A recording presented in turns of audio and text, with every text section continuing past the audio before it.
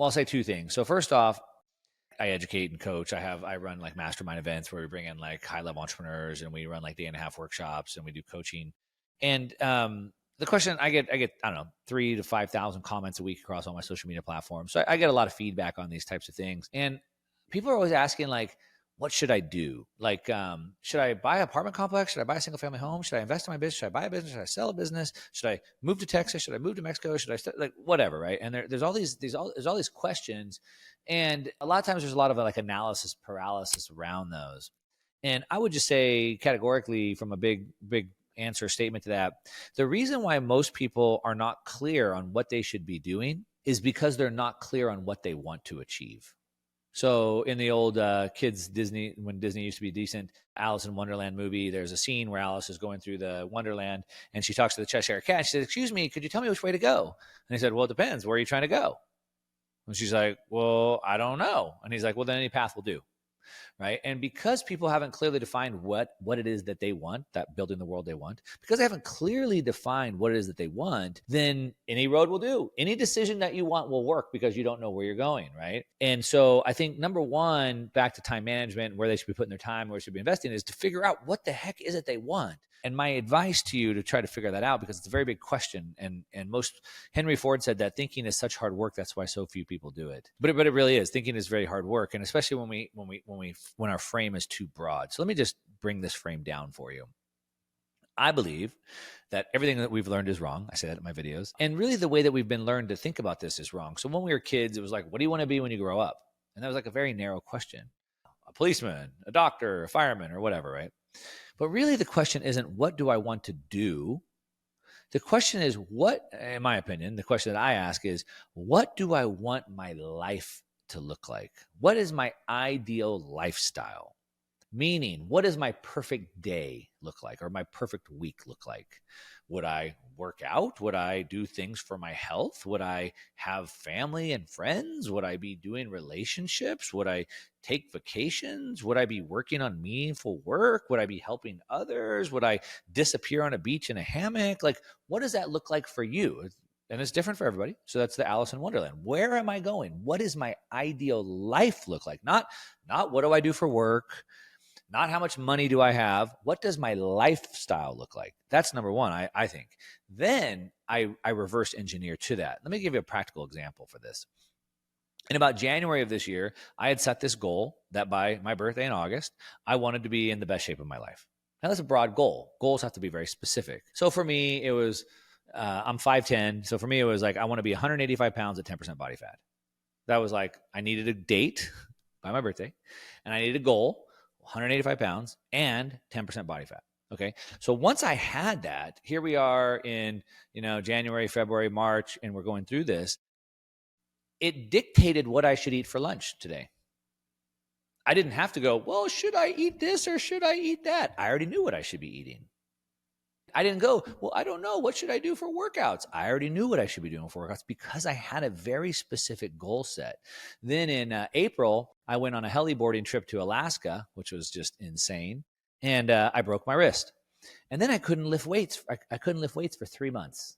And even when I started again, it was pretty weak. And then when I wasn't working out, and then my diet started slipping. And then, so now it was like April, May, June, whatever. Now it's like June or July, and I'm trying to get to my goal in August. I'm way behind on my goal. And so then I got extremely focused, and I went just straight carnivore, no carbs, just straight worked out, and I got to my goal. The point of the story is, because I had a very specific goal by a specific time, all my decisions were made for me in advance. And so that's the power of it, identifying exactly what your ideal life to look like. Then all those decisions are made in advance. And so back to building the world that you want. What does that world look like? Does that look like a world where your kids have to worry about censorship? Okay, then maybe you should be doing things right now to fight censorship, or invest into technologies that are censorship resistant or dissident technologies, right? Maybe I should be trying to build on Nostr. Maybe I should be trying to build on layer 2, layer 3 Bitcoin applications, right? And so identifying what that world is that you want, it helps identify what those things are, which anyway, I'll pause there and then we can talk about the Bitcoin fund. But I know these are really big answers to your questions. No, they're phenomenal. I mean, and I couldn't agree more too. I think everything we learned is wrong. And one, quick thing before we go to the Bitcoin Opportunity Fund, how do you talk to people? Again, the normies is right. That's a Bitcoin way to say it, right? We're all normies to a degree.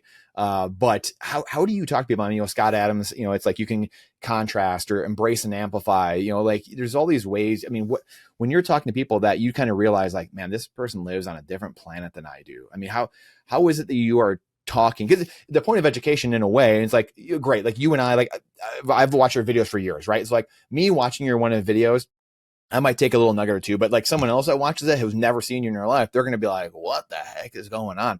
When you run into people like that, like what is your goal, or how are you handling stuff like that when you run into that? This is a great question. And I have a whole Twitter thread that's sort of like framed up, and I haven't dropped it yet on this specific subject. And the way that I think about this is what you would learn in sales training. And I think most people should learn how to do sales because you learn people skills, communication skills. I've never formally had a sales job, but I've owned multiple businesses that were sales companies. So I've done a lot of sales training. And probably one of my favorite books on this is Brian Tracy wrote a book called The Psychology of Sales. And so you have to understand there's like a psychological process that someone has to go through. There's boxes that have to be checked before they can make a decision. This is how I would go about talking to normies, if you will. For all those people that want to go orange pill people, how do we orange pill people? That's sort of the question, right? And I would say there is no one size fits all. So what we would say in sales, what every new salesperson does, I call this mistake spilling your candy in the lobby, is they're going to go up to a new customer. They're going to sell them a pool, or they're going to sell them a new solar system or a life insurance, whatever the product is, right? And what the new salesperson would do is they'd go, hey, Brandon, my product is so cool. It's going to do this, and it's going to do this, and it's going to do this. And my product can also do this and this and this. My product also can do this. And my company is done. It's been around this long. And my company did. And I'm going to just dump it all on you. That's what every new person does, and that's what the Bitcoiners do. But don't you know about Bitcoin? It's decentralized and it's censorship resistant and it's immutable. It's only 21 million, and the government's printing money and there's debasement. Blah blah blah blah blah blah. Right. Another term that I hear it used in the sales training world is vomiting all over the customer. It's a little bit more of a graphic definition, but you get it. It makes sense, right? But the problem is that we have to understand the psychology of sales, right? So human nature. If we understand human nature, we understand that humans are very selfish. So whenever I'm listening, I'm always listening for what's in it for me. And as humans, we're motivated only by two things. We're motivated by two things. One, pleasure and pain. I want to do things that bring me more pleasure, and I want to move away from things that bring me pain. The carrot and the stick, right? Greed and fear. So understanding those two things, what we want to do as salespeople, and back to your question of how do we orange pill people or talk to normies, is we approach it like a salesperson. I would. And that would be sort of like a game of 21. The game of 21 is where I can ask you up to 21 questions to figure out what you're thinking in your head. So I would ask you a series of questions to find out what is your single biggest problem that you're facing or biggest fear that you're dealing with. How big is it to you? How much does it impact you? And what would it mean for you to solve that one thing? Then once I know the answer to that, I go match my one product or benefit to show you how it can solve your one biggest problem and pain point. So if your single biggest problem is you're working harder and harder and harder, but you can't get ahead because things are getting expensive faster than your rate of pay is going up, then I can dig into that. And I can say, well, if you put everything onto a Bitcoin standard, things would actually be getting cheaper. And so the goal is for me to ask questions, find out what do you care about? Well, I lived in El Salvador, and when I had to do money remittances, I had to ride 2 hours on a train or a bus every time to go to the city and get the money, and they took 30% of my fee, and then I had to worry about getting robbed. And I'd say, okay, well, what if I could send you money instantly and for free, and you never had to go anywhere? And so now all of a sudden I've matched my one product with your one concern, because people only care about themselves.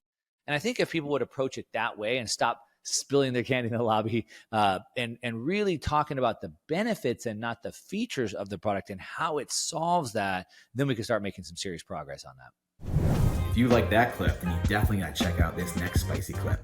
I think you're really going to like it. Come on, check it out. But if you want the full version, the full interview, check that out over here. Come on, do it. I'll see you in there.